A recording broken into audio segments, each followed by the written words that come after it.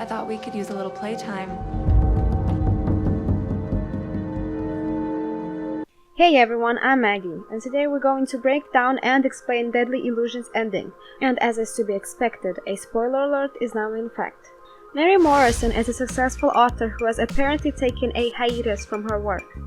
The publisher visits her with a lucrative offer for a new project, which Mary rejects outright. The numbers, they make sense. One more book in the series and we can make it over the edge. Get through the transition.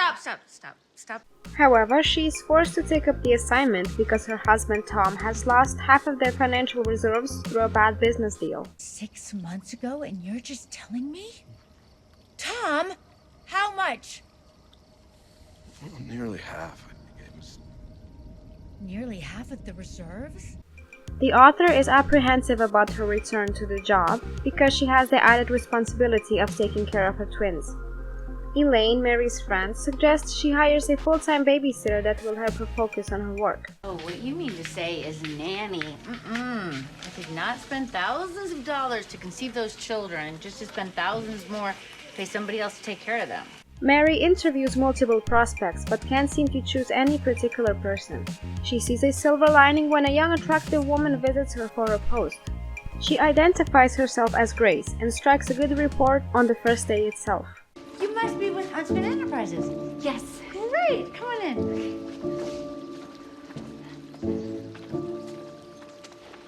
Grace gradually integrates herself into the Morrison family. Mary starts writing her story and immerses herself in the narrative. At the same time, she sees her youth in Grace and spends some intimate time with her. However, we are kept in a loop, which makes us feel like the encounters are Mary's imagination at work. This one has a front closure. Help you. Oh, I remember when mine used to look like this. But Grace's seductive moves are also extended to Tom, but Elaine notices their camaraderie. She tries to warn Mary, but a misunderstanding ensues between them. You know what they say. If he's not getting it from you, where is he getting it from? Oh, come on. Things take a drastic turn when Mary realizes that Grace isn't registered to the company that employs babysitters. Mary visits Elaine only to find her stabbed to death with a pair of scissors. The police arrive and gather evidence that point to Mary's involvement. What is this? We have footage of you, Mary. Early this morning, around 1 a.m., driving to the location of the deceased. Shocked at the turn of events, Mary ventures out to Grace's hometown to gather information about her.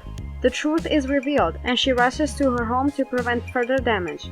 However, a dangerous situation awaits Mary, which upends the film's narrative drastically. After Mary receives the information that Grace is not enlisted in the company, she ventures out to conduct her own investigation. Mary visits Grace's aunt, who is reluctant to let her enter. The older woman has a strange way of talking. She uses two disjunctive voices to create different characters in her head. She says that Grace was tortured and kept confined along with her siblings, which apparently had a deep impact on her. Moreover, Grace adopted an alter ego of Margaret that would give her company along with her brother. Grace was one of the oldest. After her parents were sent to prison for nearly starving their children to death. In the end, her split personality comes out in the open when she tries to seduce Tom and eventually attacks her. Mary intervenes timely and saves the day. Oh my God! Oh my God! What happened? I didn't mean to. I never wanted to. The narrative takes a year-long jump, and we see Mary visiting a psychiatric ward where she meets with Grace. Mary preserves Grace's love for books. The last shot shows Mary leaving the hospital in an attire that is eerily similar to what we see earlier in the film. In essence, we have closure for Grace's character, but Mary remains a dubious presence. Mary, despite knowing the truth behind Grace, maintains contact with her. Her liaison with Grace doesn't end even after the vicious attack on Tom. Oh, you're the best. Simply the best. Thank you. You're welcome. What are we gonna play?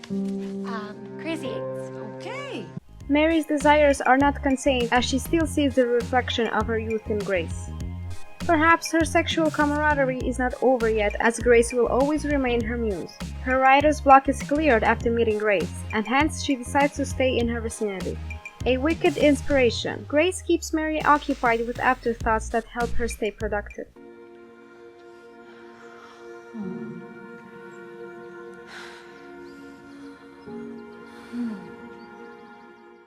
Her attire is the same as her visit to Elaine. It can be presumed that Mary doesn't want her association with Grace to split out in the open. The narrative crisis is induced with the death of Elaine.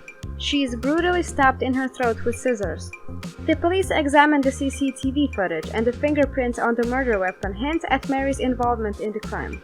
Curiously, we see two different flashbacks of the crime. One of them shows Mary visiting Elaine's office, and her actions concur with the police's investigation, while the other shows Grace doing the same. However, she isn't showing visiting Elaine. In this regard, there can be two possible scenarios. Firstly, in Mary's case, she is diagnosed with PTSD and out-of-body experience. Moreover, the aunt also hints her involvement, since she wears the same attire to Elaine's office. Found some handwritten note that seemed like a diagnosis, or that it outlined what you have. A potential motive of Mary's crime can be that she's probably discontent with Elaine's pointing to the affair between Tom and Grace. She seems a good friend of Elaine, but Mary flips out when she is questioned. It is clear that Mary herself is affected by trauma, and Elaine's meddling in her personal affairs might have triggered her anger. She wants to hide her infirmities, and when threatened to be exposed, she has a fallout. Perhaps Mary commits the deed out of an impulse that helps her complete her story. We can reach this conclusion since Mary dedicated her manuscript to Elaine. Essentially, in helping Mary acquire a muse for the story, Elaine herself becomes one. And why don't you tell me what's going on? What? I mean, seriously. Versus the fundraiser. I saw the way you were looking at him. Stop it. Well, what are you doing here now? Secondly, Grace's split personality and her vicious outlook point at her misdeed. But had it been so, she would have been confined in a psychiatric ward for prisoners. But that is not to be the case. Grace does follow Elaine and Mary from the beginning, but she takes a chance to infiltrate into Mary's life. However, Elaine stands to expose Grace's true intentions since she sees Tom and her together. Maybe it is out of protecting her self-interest Grace kills Elaine. Still, the concluding scene tilts towards Mary's involvement in the crime because the similar way of her sneaking in connects the two distinct dots. Run errands, everything. I'm telling you, Mary, this is exactly what you need to get through. Before we continue, be sure to subscribe to our channel and ring the bell to get notifications about our latest videos. Mary projects her sexuality onto Grace's nubile presence. Her unfulfilled desires find a conduit through Grace as we see them engage in intimate moments.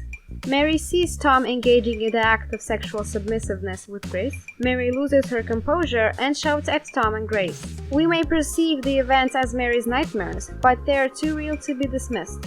Moreover, Mary tells Elaine that she becomes a different woman while she is engaged in writing.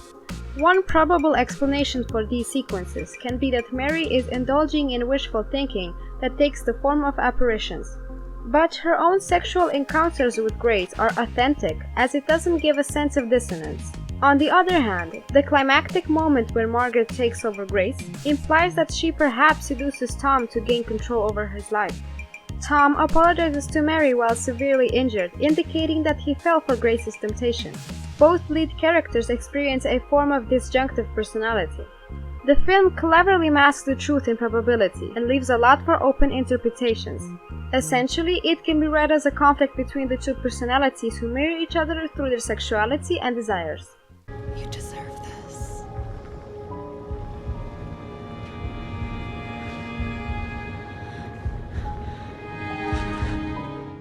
I hope you enjoyed this video. Check out this other recent clip from our channel and be sure to subscribe and ring the bell to be notified about our latest videos.